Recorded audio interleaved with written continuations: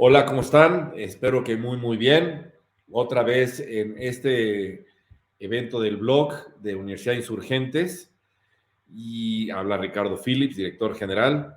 Y en esta ocasión tenemos un invitado muy especial, una persona muy cercana a la universidad, un gran amigo y además alguien que tiene muchos años, no solo en educación, sino en crear alianzas, que es un tema muy de moda en el tema de educación. Quiero presentarles a un gran amigo, es Artur Cherboski. Él ocupa actualmente la dirección general de Becas Santander o Santander Universia, que entiendo que están en transición de nombres. Y como tal, Arturo ha tenido la habilidad, la capacidad de poder contactar, conocer a título personal, pues yo creo que más de 150, 300 por ahí tal vez, universidades entre públicas y privadas en México. Entonces, una persona que ciertamente sabe mucho de la industria y que hoy hablaré con él para profundizar en el tema de y las alianzas, sobre todo en este nuevo entorno, qué tan importantes son, qué beneficios nos traen y por qué ahora sí o sí, si no las hago, pues es probable que me quede fuera de la jugada. Arturo, ¿cómo estás? Ricardo, qué gusto me da saludarte, ¿eh? Muchas gracias por la invitación. Es un gusto estar contigo y con todas las personas que ven tu videoblog. ¿Cómo has estado, mi querido Arturo? Oye, pues aquí entrando, yo tirándote flores, pero no tengo muchos datos. ¿Cuántos años llevas tú conociendo al sector educativo? No, muchas gracias, mi querido Ricardo. Llevo ya 17 años, estoy cumpliendo 17 años encabezando Santander Universidades y Universia México, ambas iniciativas de responsabilidad social corporativa de Banco Santander. Y bueno, pues en estos 17 años, pues no en papeles tanto nacionales, internacionales, pues no he podido trabajar. Te doy números en México con más de 1,000 universidades y probablemente a nivel mundial con más de 3,000 universidades en este espacio. Antes de eso también me dedicaba a la universidad, pero digamos que en otras instituciones. Ya son 17 años en Santander Universidades Universidad. Ahora sí le fallé porque dije 150, 300 y estamos hablando de muchas más de 1,000, ¿no? O sea, si alguien tiene que hablar de alianzas en el sector educativo, sobre todo universidades, es contigo. No, pues te lo agradezco mucho, mi querido Ricardo, pero a ver, que me hagas tú la pregunta también me parece sensacional, porque si alguien está trabajando para hacer alianzas, eres tú y la Universidad de Insurgentes. Así que es en serio un gusto estar aquí contigo y con toda tu audiencia para hablar de este tema que es tan importante. Oye, ya que estamos en eso, y hoy quiero hablar del tema alianzas, tomando tu experiencia con todas esas universidades, ¿cómo es que las alianzas y los consorcios que se están formando se están convirtiendo en mecanismos que apoyan a las universidades? Un poco después de esta crisis educativa, que es una crisis de transformación educativa. Yo digo que la pandemia lo que nos trajo fue la muy necesitada transformación en la educación después de más de 500 años de poco operar igual y más de 250 años desde la revolución industrial de operar muy similar. Y finalmente ahora en este nuevo mundo digital, donde cambian las preferencias de los clientes, los alumnos, las necesidades de las empresas, el mundo está cambiando y la educación más. ¿Por qué ahorita es más necesario que antes el hablar de una alianza? Mira, yo creo que es una gran pregunta, Ricardo, y déjame contestarte remontándome un poco al contexto que en tu misma pregunta esbozas. El tema de las alianzas, inclusive de los consorcios universitarios, no es nuevo. nosotros desde Universia, particularmente Universia, no tanto así el otro proyecto hoy llamado Santander Universidades, desde Universia, justamente nacimos para hacer una red de universidades y para poder poner en común el trabajo de las universidades en procesos colaborativos y que pudieran compartir mejores prácticas, tener un espacio de diálogo, poner cuestiones en común y poder trabajar en una serie de temas que aún siendo muy importantes para la universidad no era el núcleo y lo llevamos haciendo, como te digo, ya muchos años. Yo llevo 17 años en esto, pero pues Universia está cumpliendo un poco más de 25 años hoy. Entonces, el tema como tal no es nuevo y te puedo dar ejemplos de algunas otras redes, consorcios, intentos de trabajar de manera colaborativa, pero sí es muy cierto que esto de las alianzas, esto de las redes, esto de los consorcios, hoy apremia y tiene una renovada importancia que no tenía hace 17 años cuando empezamos con esto, y lo apuntas muy bien. Las universidades están pasando por una crisis y la tendencia es empezar que esa crisis pues ha sido lo que nos sucedió a todos con la pandemia. La pandemia generó grandes disrupciones en el mundo de la educación superior, todos lo sabemos. Ahora, no es nada más la pandemia, yo te diría la pandemia sí, pero la pandemia como catalista para algo que no es propiamente la pandemia, sino una serie de cuestiones de disrupción en el modo de operar de las universidades que ya se venían gestando y que la pandemia acelera y hacen inevitables. Y son cuestiones que tienen que ver con la transformación de los modelos educativos, con la inclusión, pero con la inclusión bien pensada, digamos, pedagógica, didáctica, de las nuevas tecnologías que vienen a cambiar el marco de lo que hacen las universidades y de lo que enseñan las universidades, también con una serie de otras cuestiones que tienen que ver con procesos de exclusión. Las universidades nunca han sido realmente focos de una gran inclusión y hay mucho pendiente en ese campo. Entonces, una variedad de fenómenos que la pandemia como catalista exacerba y que genera una gran disrupción en el mundo universitario y de repente confronta a todas las universidades, a todas las universidades, con una serie de retos que si antes veían no sentían la presión para atender y que ahora la presión para atender es brutal y ahí viene el tema de las alianzas, los consorcios, las redes y que se empiezan a dar cuenta todas las universidades que son retos que no pueden atender solas o que no pueden atender en un modelo de competencia interuniversitario, que lo que requieren estos retos es muchísima colaboración. Yo lo que entiendo es, sí, como tú, la pandemia es un catalizador, ¿no? Pero cambió tanto el modelo que antes las universidades colaborábamos, pero muy limitadamente.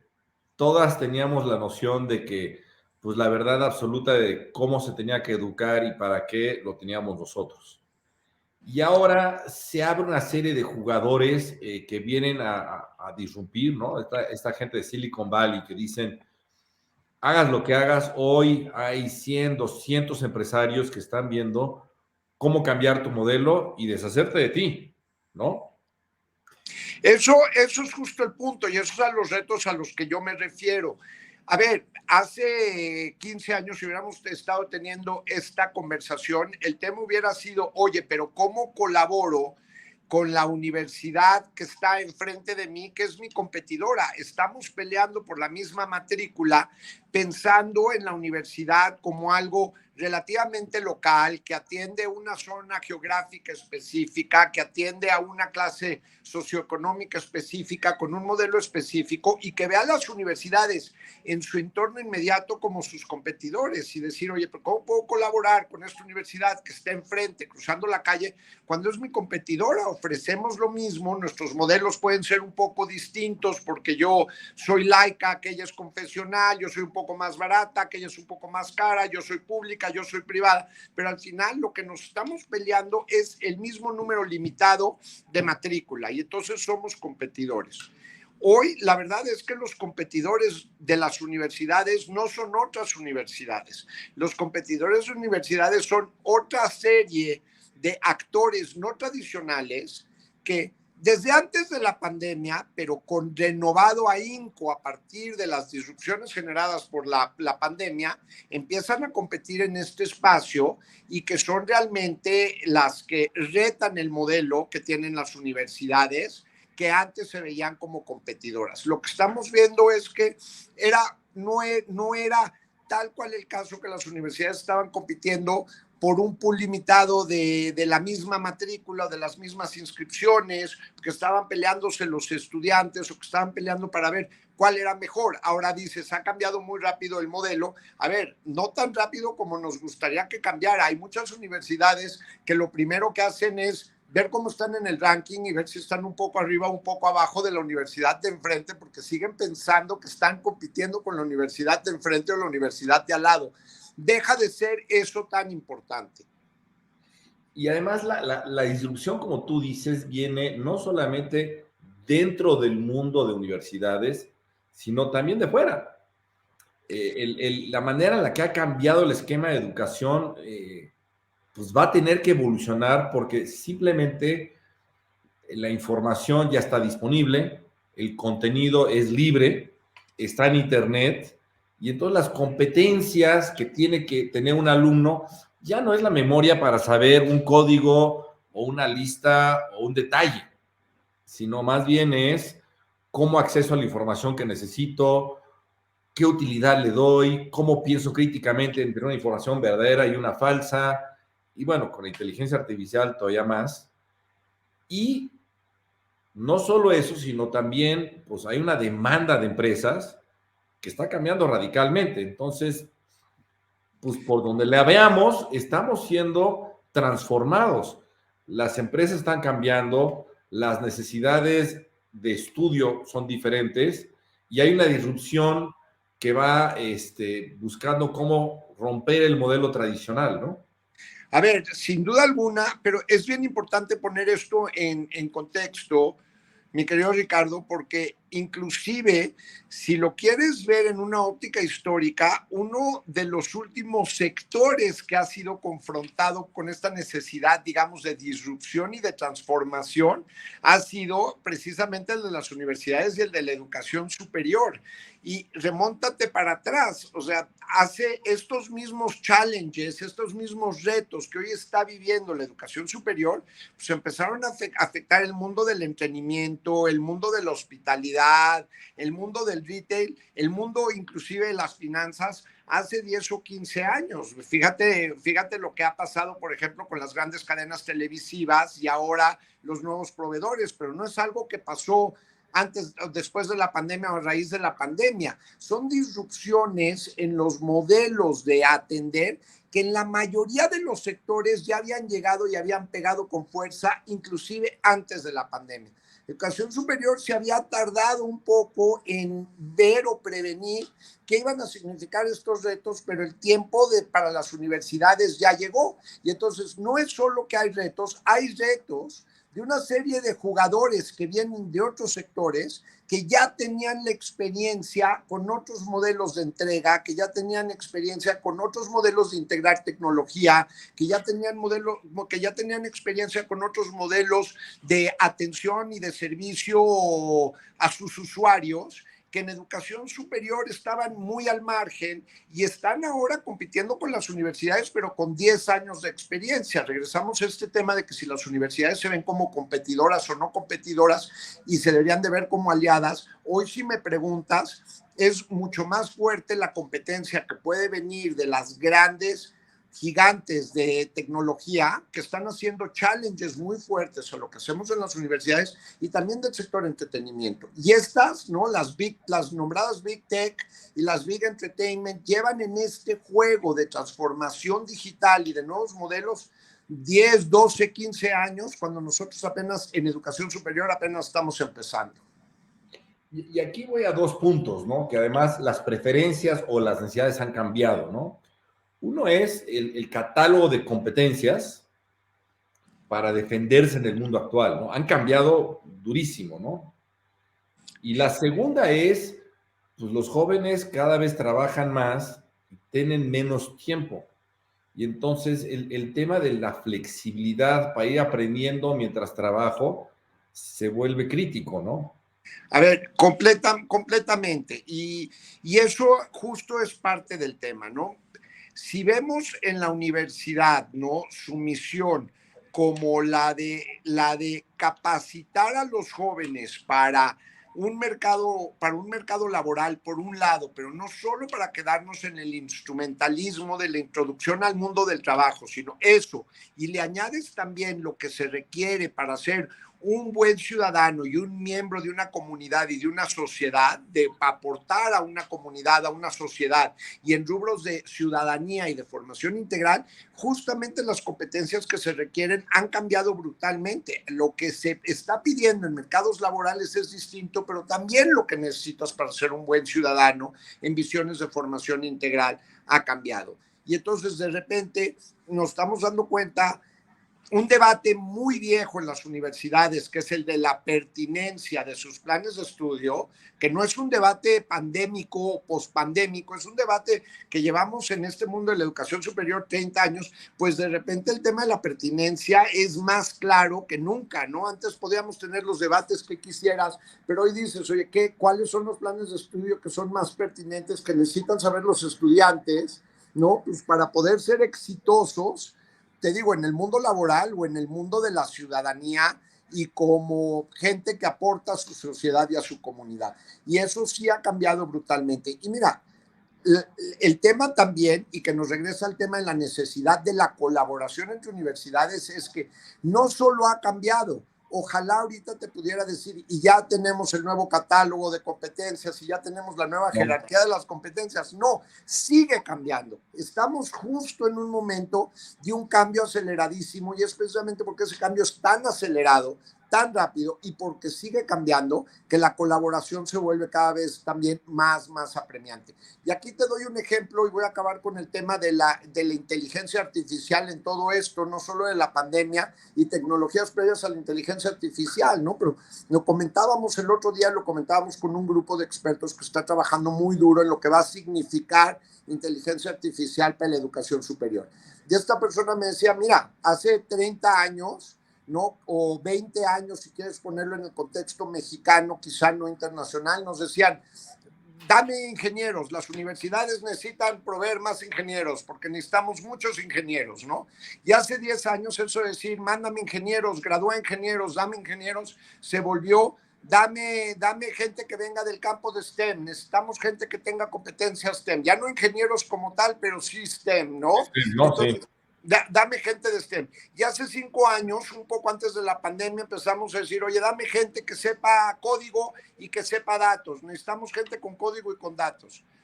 Y hoy, ¿qué está pasando? Te das cuenta que ingeniería, STEM, datos, datos y tirar código es lo que hace muy bien inteligencia artificial y no es lo que diferencia al humano. Entonces, va a venir todavía un nuevo catálogo que de regreso nos va a regresar quizá a competencias más humanistas, ¿no? Entre ellas la de la colaboración, pero sí la de la empatía. Y tú ya decías algunas, el discernimiento, la capacidad de decidir entre la información verídica o veraz y la información que no lo es, ¿no?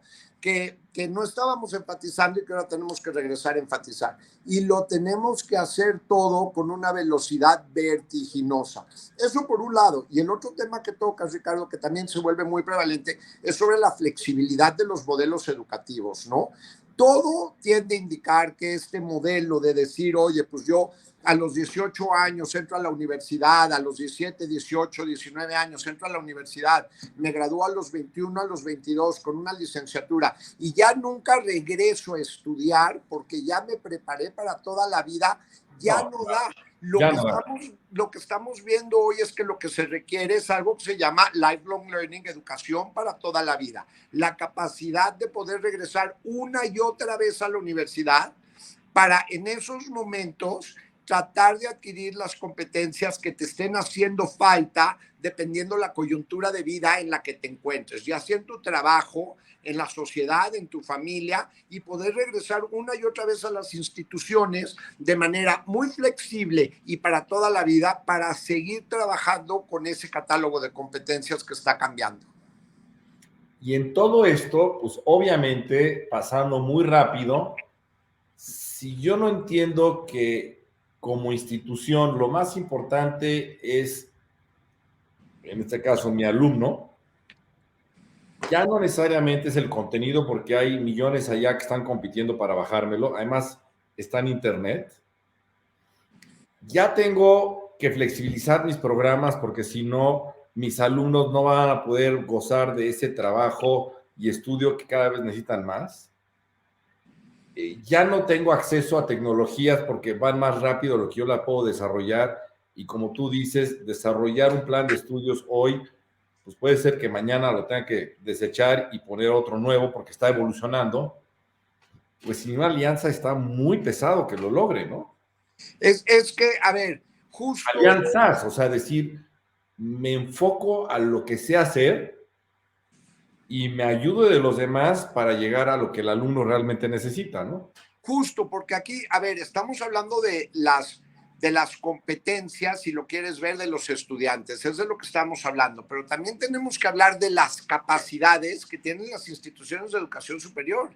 No hay una institución, por más buena que sea buenísima en todo y que tenga una expertise en todo y que tenga todos estos temas dominados. Eso por un lado. Pero por el otro lado, también las escalas han cambiado. Las nuevas tecnologías hacen que tú puedas tener, tú ya lo decías, con el mejor contenido y que ese mejor contenido no necesariamente lo esté produciendo la Universidad de Insurgentes porque contrató al mejor profesor. El mejor profesor puede estar en otra institución, en China o en Rusia, En y de otro país. todas maneras puede estar trabajando con la Universidad de Insurgentes. Entonces, ¿para qué se desgasta la Universidad de Insurgentes en tratar de irlo a traer de Rusia, de China, traerlo a México, asumir esos costos, cuando aún estando en China o en Rusia, puedes tener al mejor del mundo? Las escalas han cambiado. No estamos nada más necesariamente circunscritos a lo que nos da la presencialidad de nuestro entorno. Y tampoco estamos atendiendo estudiantes que están nada más en la presencialidad de nuestro entorno.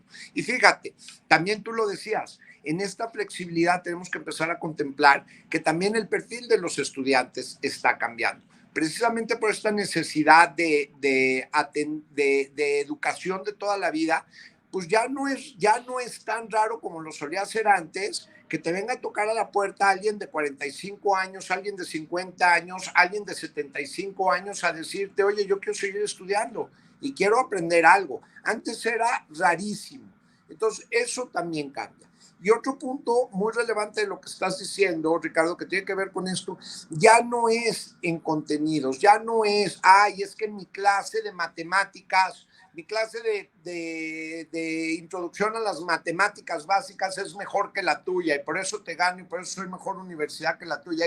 Todos necesitamos tener una clase de introducción a las matemáticas, pero ahí te va, si te metes ahorita a buscar en Google clases de introducción a las matemáticas, vas a encontrar 1 millón, y la diferenciación entre ellas es casi nula. Entonces, ¿dónde está el tema de servir a los estudiantes? Y entendiendo que el perfil de los estudiantes está cambiando, en estar muy en contacto con ellos, en entender al estudiante de forma integral y entender sus necesidades de forma mucho más integral. No en la producción de contenidos, porque esos, todos los que quieras, ya los encuentras con o sin las universidades. Así es.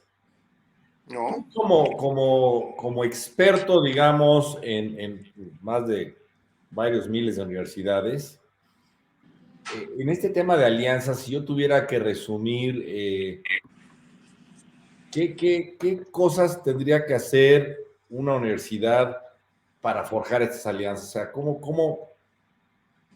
¿cuáles son los 4 o 5 pasos de éxito? Mira, yo creo que el primero, te voy a hablar del primero, y el primero yo creo que es el básico y es el fundamental, es abrirse al diálogo de lo que está pasando, no solo hacia el interior de la institución, sino lo que está pasando en el mundo de la educación superior en general y en el mundo de la educación concebido de manera mucho más amplia. Ahorita te hablo de otros pasos, pero yo creo que el primero es un tema de transformación cultural. Y esa transformación cultural es la de la apertura institucional a formar parte de un diálogo de transformación del sector que es mucho más amplio que el diálogo pequeño que pueda tener una institución. Y te lo digo porque todos los expertos que trabajamos en el mundo de la educación superior conocemos casos de universidades muy, muy prestigiosas que estaban en la cúspide de los rankings en sus localidades, que estaban considerados las mejores universidades, que han venido en un declive brutal, precisamente por decir, oye, yo soy tan buena en lo que hago que no tengo que participar en el diálogo más abierto. Yo me sirvo sola, la colaboración a mí no me viene, si yo colaboro es para ayudar a las que están abajo de mí y no un diálogo entre iguales. Participando en las asociaciones gremiales, ¿no? Por ejemplo, las particulares tienen organizaciones como FIMPES y otras organizaciones para otro estilo de universidades particulares. Está la NUYES, pero hay redes internacionales, incluyendo la red de Universia. Nosotros estamos haciendo, tú lo sabes, el quinto encuentro internacional de rectores de Universia en Valencia, España. En muy pocos días vamos a estar ahí y estamos convocando a más de 1,000 rectores, de todo el mundo. Y es precisamente para hablar de estos temas entre los rectores de las instituciones, porque es muy importante que se compartan las mejores prácticas, pero es importante participar en el diálogo, escuchar, que las universidades convivan las unas con las otras. Y entonces yo te diría, es un cambio cultural que es participar en el diálogo y entonces empezar a pertenecer y a participar de manera activa en las diferentes redes y organizaciones universitarias que hay para ser parte de este diálogo. Una vez que eso está ahí, pues tienes entonces que entender hacia dónde van las tendencias, cuáles son las mejores prácticas, qué está pasando, pero también ahorrar de mucho esfuerzo, tiempo, dinero y malestar, entendiendo qué funciona y qué no funciona. Esto de que nadie experimente en cabeza ajena no es cierto. Hay ya casos de éxito de universidades que están haciendo cosas muy exitosas y de universidades que han fracasado brutalmente. Pues hay que escuchar y aprender de otras, ¿no? Esto lo haces en este diálogo. Una vez que tú entiendes dónde están las tendencias, pues tienes que tener una visión y una misión muy clara de qué es lo que quieres de tu universidad. ¿Por qué? Porque te vas a topar con tantas posibilidades de transformación que si no tienes una misión muy clara y una visión muy clara de qué quieres que tu universidad haga, cuál es el modelo de la universidad que quieres tener, pues te puedes perder. Te puedes perder entre tanto ruido que hay en estas conversaciones, entre tantos modelos y tantos prototipos. Entonces, también tienes que tener una visión muy clara de hacia dónde va tu universidad. Y sobre eso, empezar a buscar las oportunidades. No estás trabajando de ceros, ya hay consorcios y ya hay actores no universitarios que están teniendo mucho éxito en modelos de trabajo colaborativo, pero tienes que encontrar las que sean las más correctas para la misión y visión propia, para la estrategia de desarrollo propia de tu propia institución. No sé si eso te hace sentido. No, estoy tomando notas mucho porque está esto buenísimo. Es que, porque te voy a decir, parte también de lo que está pasando, y tú sabes que esto pasa en todo momento de transformación, en todos los sectores, justamente porque estamos en tanta disrupción y tanta transformación, también hay mucho, ¿no? Y entonces te puedes volver loco y entonces puedes querer picar de todo y acabar no haciendo nada. Entonces también tienes que tener tu catálogo de prioridades institucionales muy claros. Entonces, Arturo, si yo fuera un alumno, yo tengo 17 años, voy a escoger una universidad ahorita y vamos a suponer que el costo no es un tema porque sí sabemos que en el mundo el costo puede crear una segmentación automática. Y yo hiciera el análisis de una universidad, más que el ranking, ¿no? ¿Qué buscaría yo para, como tú dices, atinarle a que es una universidad abierta, dispuesta al cambio, que no se va a encelar en yo soy el dueño de todo el conocimiento o yo lo sé mejor que los otros? Y finalmente como alumno voy a tener una experiencia de este nuevo mundo que va a cambiar, ¿eh? A ver, yo creo que es una gran pregunta, Ricardo. Abro un pequeño paréntesis antes de contestar tu pregunta porque creo que es importante.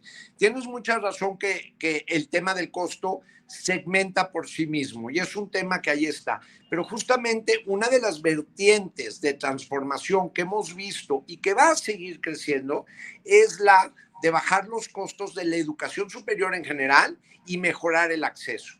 No puede ser que el tema siga siendo un tema de costo que te precluya de pertenecer a algo tan importante como una educación para toda la vida. Entonces, si algo hemos visto es que empiezan a generarse modelos de muy alta calidad, de costos mucho más bajos y de mucho mayor acceso a grupos más grandes de la población. Y eso va a seguir trabajando. Estoy hablando con alguien que es ejemplo de empujar esa agenda en el mundo de las universidades. Entonces, sí, el costo sigue segmentando, pero eso también va a ir cambiando, va a ir cambiando. Y ahí el trabajo de que ha hecho la Universidad de Insurgentes y varias otras universidades, pues es característico de cómo eso empieza a cambiar, ¿no? Y ya no es nada más un tema de costo. Yo creo habiendo dicho eso, para cerrar ese paréntesis del costo, yo creo que sí está cambiando la forma de selección de las universidades y yo creo que en tu misma pregunta está la respuesta. Yo creo que los estudiantes de hoy tengan 17, 18 años o tengan 40, 45 años, no importa, en un modelo de educación para toda la vida que va a seguir creciendo, lo que tienen que empezar a ver es precisamente el modelo de universidad. Si es una universidad que trae estos temas en el frente y en el centro y que está hablando de ellos, aunque no tenga todas las respuestas, que sí las tenga ahí puestas en toda su publicidad, en todos sus planes de estudio, en todo lo que hace, en todos sus materiales, que estos temas de cómo está cambiando el modelo es importante y que dentro de lo posible, porque hay cosas que están fuera del control de las universidades, hay un marco normativo que sigue sirviendo como camisa de fuerza para que la transformación no se dé como se quiera dar, pero que dentro de sus posibilidades pues esté haciendo lo más que puede para tener programas de estudio flexibles, adaptables, que se transforman rápidamente y que estén complementando su oferta tradicional de las carreras y materias tradicionales con una nueva oferta con otros proveedores que pueden venir de fuera del mundo de la universidad o trabajando en consorcio con otras universidades para acercarles aún en la Universidad de Insurgentes docentes de todo el mundo, por decirte algo. Sí. ¿No? Con materias que la Universidad de Insurgentes por sí sola no podría impartir. Si tú ves eso, esa es una universidad que está en este camino de transformación. Y que al final, si vas segmentando, y es algo que siempre he dicho, las grandes universidades de alto costo, claro, pueden ofrecer cosas que otras no, y voy a segmentarlo en tres, ¿no? Una es la investigación cuando se requieran de muchos recursos, pues laboratorios muy caros, ¿no? Que requieren. Dos, el tema deportivo, pues sí, el deporte, como tú sabes, es caro porque implica instalaciones, pero si quitas esos dos y te limitas a conocimiento práctico para la empleabilidad, con buenas herramientas. Para la empleabilidad y la ciudadanía, Ricardo, déjame complementar. Y la ciudadanía, tienes razón. Y tienes buenas alianzas, pues la diferencia se hace muy chica, ¿no? Quitando la parte de lo que es caro por definición, ¿no? Y que son instalaciones. Ya sea para la investigación muy profesional, que son equipos muy caros, o para el tema de deportes, que también es caro. Pero fíjate, tienes completamente la razón y es un gran punto, pero yo sobre eso, dos observaciones, hablando de colaboraciones y consorcios. Hay universidades con una capacidad de investigación tan sobrada que parte del debate ahorita sobre los consorcios, las alianzas y las colaboraciones es ¿por qué no lo abres a otras universidades? ¿Por qué estos laboratorios son privativamente tuyos y por qué no empezar a generar ciertos vínculos asociativos que permitan que esa capacidad instalada del mundo científico se extienda a otras universidades y a otros estudiantes que no tienen acceso justamente por lo que tú estás diciendo. Es como le hacen muchos gobiernos, no voy a hablar del nuestro, pero muchos gobiernos del mundo es lo que hacen. Arman Eso es, centros de investigación enormes eso y lo es. abren a empresas y universidades y el que quiera. Y eso ha funcionado muy bien, ¿no? Entonces, eso también en sí mismo empieza a cambiar.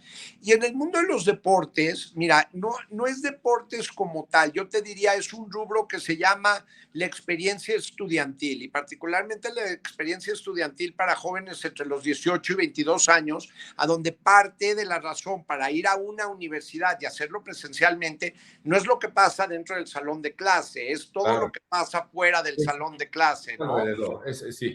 La socialización, el voy a conocer a mi pareja, es donde voy a hacer planes con mis cuates, es donde voy a jugar dominó en el café de la universidad. Y entonces todo esto de vida estudiantil sí sigue siendo un tema, y es un tema importante porque sí genera un costo muy alto, pero te voy a decir que está pasando también. Nos damos cuenta que a la medida que las nuevas tecnologías bajan el costo de la docencia como tal, por lo mismo que veníamos diciendo, que la producción de contenidos es muy amplia y por ende el costo de producción de contenidos de calidad está bajando y tienes acceso a contenidos de todo el mundo, le está permitiendo a universidades invertir menos en la producción de contenidos, porque esos hay muchos y muy buenos, y empezar a invertir un poco en todos los niveles en esta cuestión llamada experiencia del estudiante. Y esa experiencia del estudiante puede ser tanto la planta física, que tengas un gran café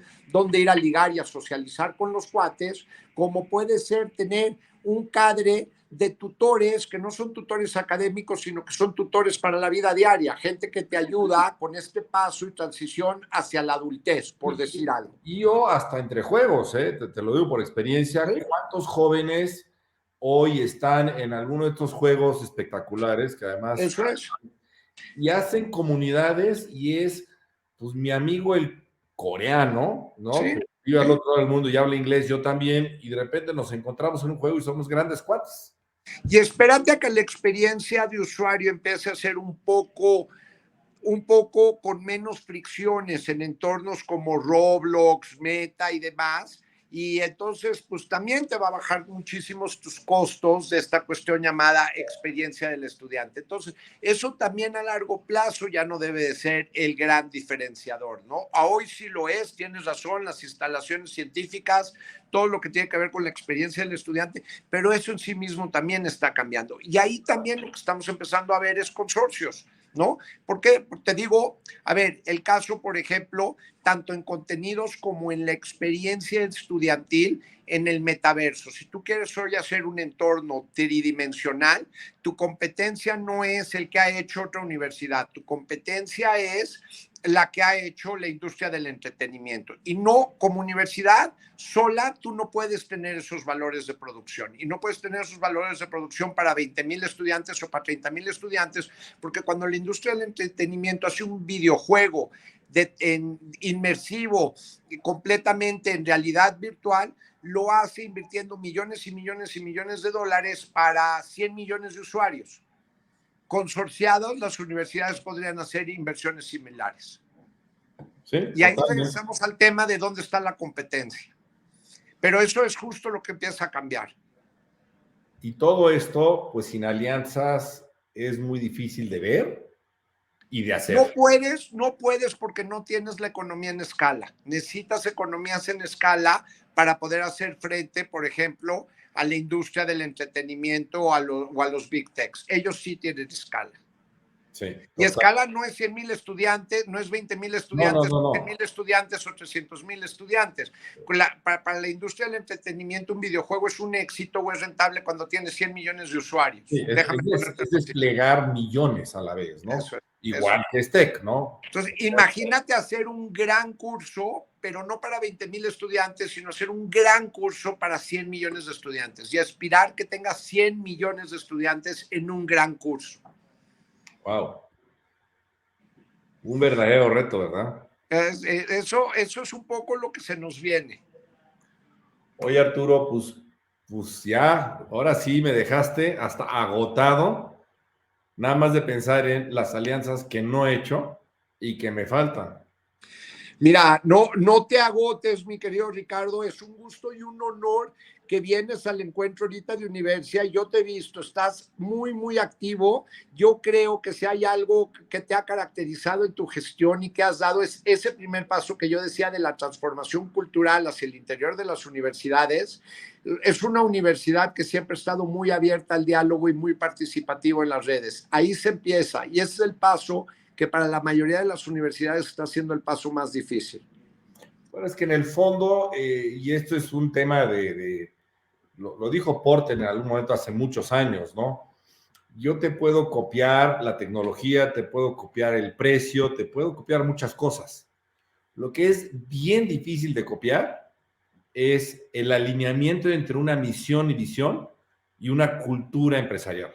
Eso se forma en muchos años, ¿no? Eso es. Y ahí es donde está el trabajo. Mira, ábrelo y que haya más competencia, porque entre más competencia, mejor.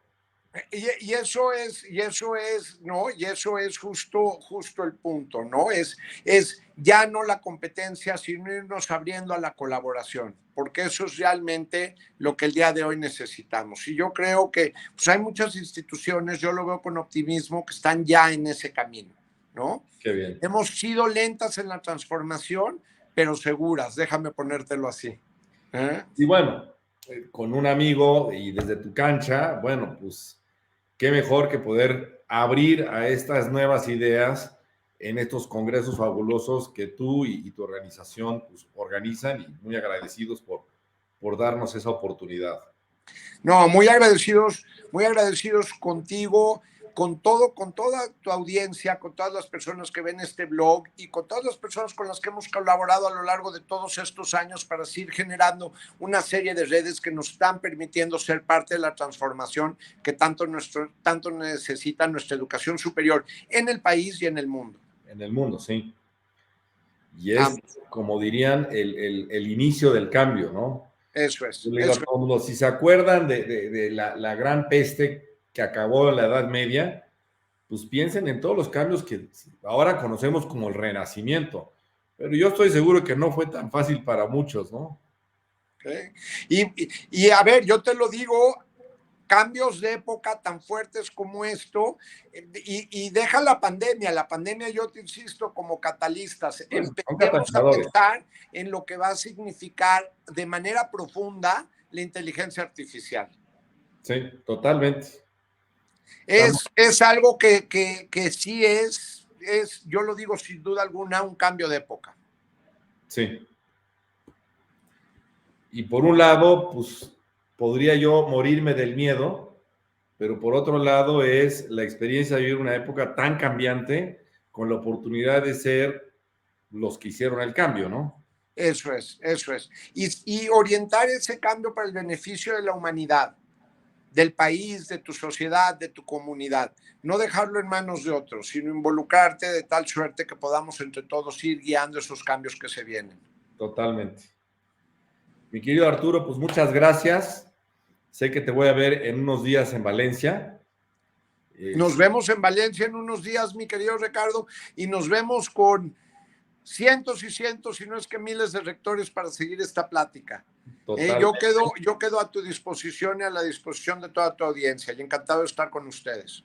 Ahora, ya con esta plática, ya hice la mitad de la tarea, que era prepararme para estas preguntas que vamos a hacer en Valencia, que son las mismas. Eso es. Esto es lo que vamos a ir a platicar. Pues muchas gracias, Arturo. Un gusto en saludarte nuevamente y nos vemos próximamente. Gracias a ti. Nos vemos muy pronto. Cuídate. Igual.